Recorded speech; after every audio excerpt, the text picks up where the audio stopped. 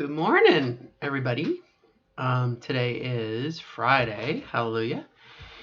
It's September 22nd. My day 1.133. And just checking in and looking at myself in the mirror or in the monitor because my hair is like almost at the point that I would even consider getting it trimmed. But I really want hair like down like below my bra, sort of. I want that long hair look. So, been growing my hair out for about 2 years and whatnot. I have a cat that's okay. There he goes. But just kind of wanted to check in. I have been living La Vida vegan for now he's back again. Living La Vida vegan for 11 days, and I have lost on average about a pound a day, sometimes more, sometimes less, not more than a pound and a quarter. But again, I'm not going to complain. So I currently weigh 266, which is kind of amazing. Just in the fact that, number one, losing weight's awesome for a person. But it was, and I'd have to go back to my journals to really see when the decision was made up here that I was going to transition.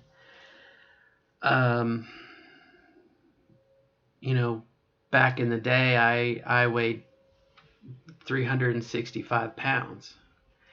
And so I've lost like 99 pounds since that switch was made up here.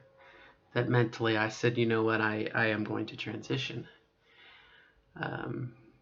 Which I think it'd be kind of interesting to think about what maybe in your experience, in your journey, what was the switch, what made you decide to transition? If you could figure out when it was it because you couldn't tolerate it anymore? Or was it because of maybe something external? Were you involved maybe in a bad habit or something, and you realized this is self-destructive, I'm not going to do this anymore, I can't live with myself any other way, etc., etc., etc. Or on a whim, did you just say, I'm transgender? Which I don't know anyone who's done that, but I can't exactly. Like I said, I'd have to go back and pinpoint it, but I knew at that time I was pushing 366. I mean, basically 100 pounds heavier. And I just realized that I had to do something different. I had to do something different. I was not going to repeat this process of building myself up and then crashing and resenting myself and whatnot. So I realized I just need to do something different, and that probably was the deciding factor. Had tried to suppress it, I'm gonna lean back a little bit, had tried to suppress it, and that didn't work very well, and it continued to just totally mess up my life. I would get everything situated and settled, and then the mists would rise and I'd be crazy. So maybe I still am crazy. But at that point, it was, okay, this is what I need to do, and I researched it, and I looked up the standards of care, and I realized, and I remembered back to a previous false start that the physician said to me, you really need to lose weight.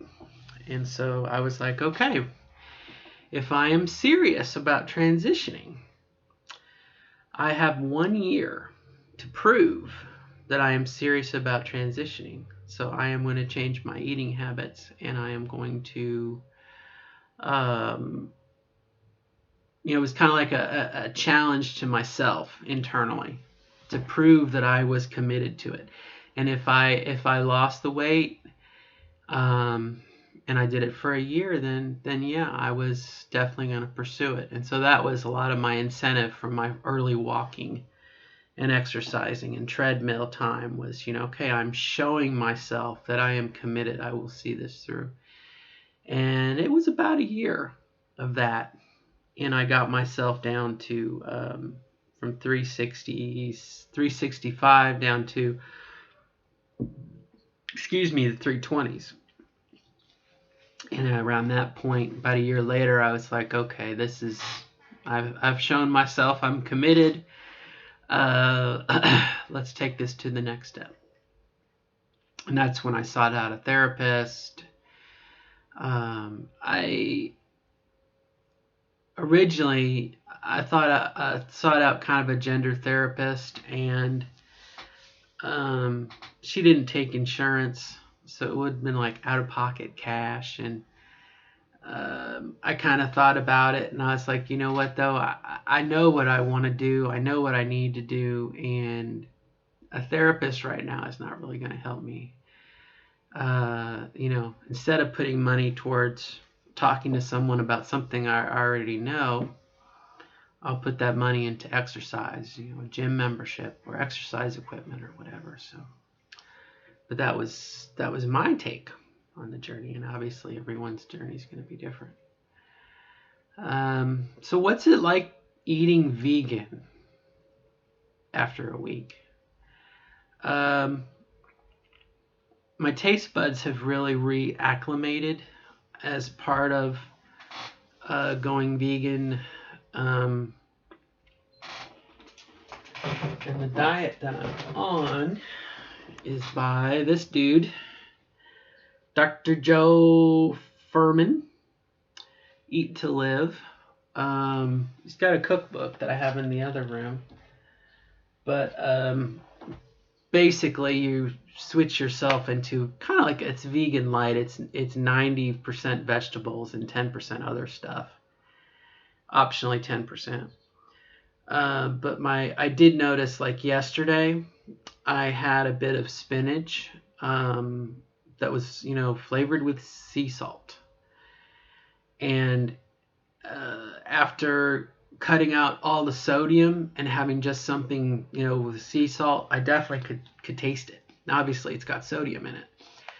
But like this morning, I had spinach that had no salt whatsoever. It was no salt added, whatnot, and I could taste the salt in the, in the vegetables and whatnot. And a couple days ago, I made his soup, his vegetable soup, and made a bunch of it and freeze the broth so I could just use the broth. And, I tasted that today by itself, and to that, no salt was added. And I could taste like the individual vegetables. I could taste the carrots. I could taste the celery. I could taste, I think my taste buds have kind of reacclimated to a much lower level of sodium. And so, after I lose all this weight and I have my surgery and everything, and I'm back on my feet, and I kind of work give myself things that I really, really like. For example, I love garlic buffalo wings. I love buffalo wings. And so I'm sure the first time I have full-blown buffalo wings with all the salt, I'm going to be like, oh, it's too much salt. No, I won't. I'll eat them. But, so that's kind of what it's like. Part of the diet also is to limit your caffeine. So no caffeine. What's it like? No caffeine after 11 days. I'll say I feel a little sluggish and sleepy. And obviously I think that is the caffeine. I think it's the, one of the things that he talks about in his book is that when we introduce something into our bodies that's kind of toxic, and he refers more about smoking, like nicotine, as a carcinogen, a high amount of salt and whatnot. But nicotine and alcohol probably is more what he's thinking of. It does damage to our body. And so when those substances are no longer in the body and the body starts to repair itself, well, it kind of doesn't want more of this stuff. So you might have a bad reaction the next time you have this because the body's like, whoa, wait a minute, I'm still healing. withdrawal syndromes, and whatnot, until the body's healed itself. And so, I don't know where I'm going with that. So I think over the course of the last week, I think my body has kind of gotten used to not having a large amount of sodium in the caffeine as well. Not that I don't necessarily know caffeine's a carcinogen, but again, you take a stimulant and your nervous system is vibrating. Well, it gets tired of doing that. And so, and he said something in his book too about like the withdrawal symptoms that people experience, like headaches and moodiness and whatnot. That's a sign that your body is healing itself. And so you don't want to feel that way, so then you drink more of it. Well, then it just puts off that healing and then compounds it. So now you have more healing to do. If you believe in this train of thought. So it kind of makes kind of sense. And I'm probably am going to continue La Vida vegan all the way through. I'm hoping. I've got 46 as of this morning. I've got 46 pounds to go. And considering where I was in March, which I can look by my calendar here and say 6 months ago. 6 months ago, I weighed 324. So the fact that I've lost whatever that turns out to be, 50, 60 pounds, pretty damn good. And so, if it carries me through to my surgery time, then that's what I'm going to do. The other thing that I'm not doing is I'm not exercising. And I'm curious what that, and that was something I picked up from Penn's book, Penn Jillette and the Ray Cronise diet, the potato diet. They say don't exercise. Don't exercise because exercising is building tissue, which is counterproductive to losing weight.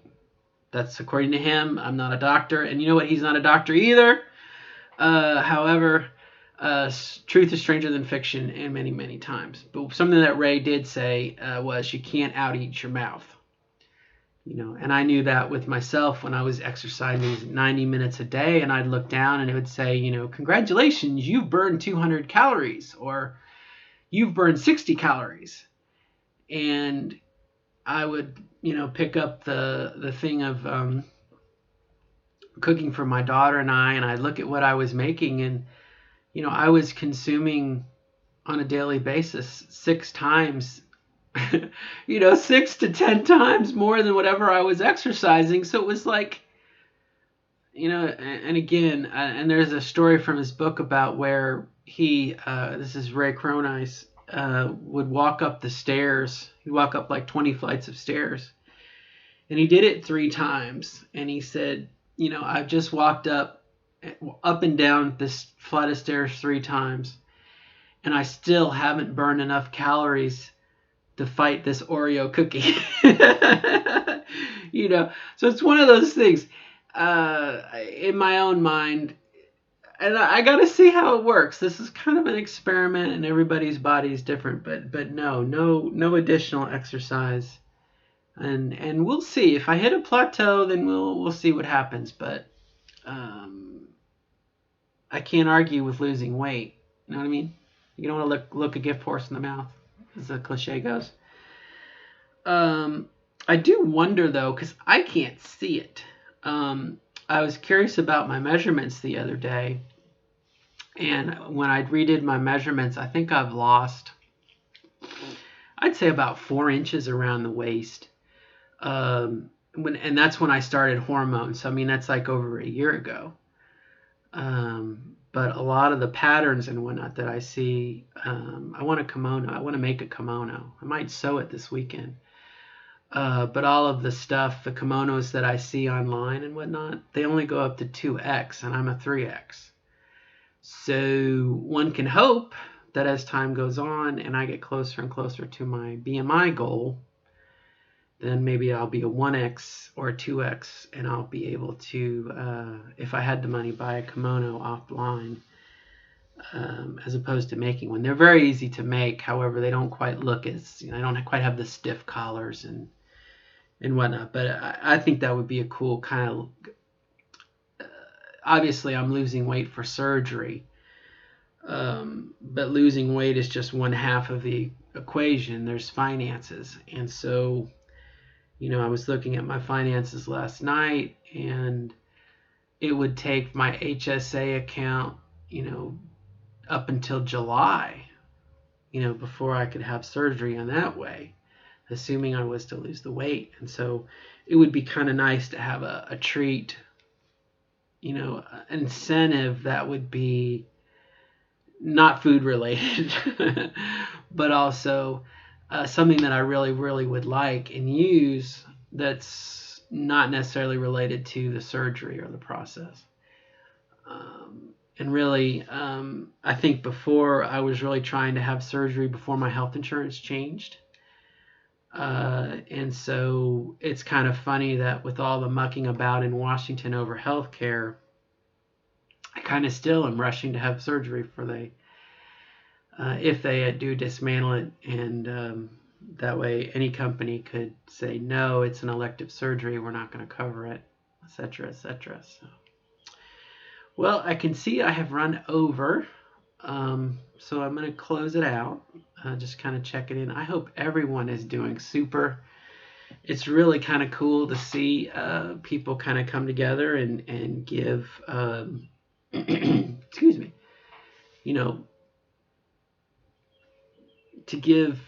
to raise someone up instead of knocking them down. It's nice to see that support. And I've noticed a lot of traffic lately on Facebook that's been very supportive, and it's just really, really cool. And one other thought, because this happened yesterday, and I thought this was kind of neat.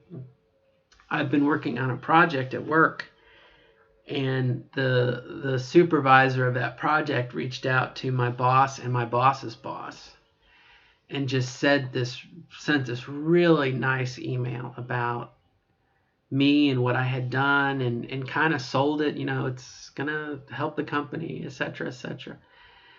And in it he said something like, I just need to share with you the something about Robin. She has worked so hard, and her efforts will bear fruit. I really appreciate her dedication, etc., etc. And of that, it's the she and her that, I want to circle. It's not necessarily the other praise, but it's the she and her and whatnot. And that's, it's hard for me to take, and I don't know if anyone else has this in their life. It's very hard for me to take praise. I'm not used to it. And I don't know, maybe if before I didn't feel like I was worthy of it. I didn't want to be noticed. And now it's like, well, I'm starting to look the way I want to look, and maybe I do want to be noticed, but not like in an egotistical way. But I think a lot of trans women are like wallflowers. They don't really want to be noticed. I don't know if you follow that thought down, but like I said, it was cool to be recognized. And I would mark that down for someone who maybe is starting out or thinking about starting out and somewhat concerned about their job and what might happen and what might people think. Our fears, we can do a number on ourselves, and it's just cool to have that situation where you transition at work, and people know me from before. I've been working at this company for 19 years, right? I mean, so I have 19 years as Mr. Parks, and a year and some as Mrs. Parks. And so it's nice to get that confirmation. And I think the follow up to that, because if it was me, I'd be sitting there going, oh, well, you're so lucky. You work for a company that's so blah, blah, blah. My company doesn't do that. I would say stop your crap and get another fucking job. Seriously. Seriously. It's on you. Okay? It was on me. Previously, I worked at places that weren't trans friendly, and I left them. I mean, seriously. No one is going to give you this transition. No one is going to make it easy on you. And so, it's one of those things. Don't let your own bullshit keep you from what you need to do. You know, there are jobs out there that are trans friendly, and you may not be doing what you want to do, but you will get to transition, and you will get to be the woman that you want to be. And it may be difficult, but again, don't use that as an excuse. Well, my job, I mean, seriously, that's crap. But I bought it for a number of years. Guilty. I bought it for a long time, and it kind of kept me from transitioning. But, you know, everyone's journey is different. So, as they say, your mileage may vary. I hope you don't think I'm a bitch now. I really am not. If anything, you know, look in the mirror. There I am. Look at yourself. Look at yourself in the mirror. What was it? Michael Jackson, The Man in the Mirror. Become the woman in the mirror, if that's what you want to do. Or become the man in the mirror, if that's what you want to do. But I say that again as a way of encouragement and lifting, not as a way of putting you down. Okay? I may change careers too, by the way, in a little bit. We'll see. We'll see. We'll see. My company has been very, very good to me. Baseball has been very, very good to me. So I'm not going to leave them.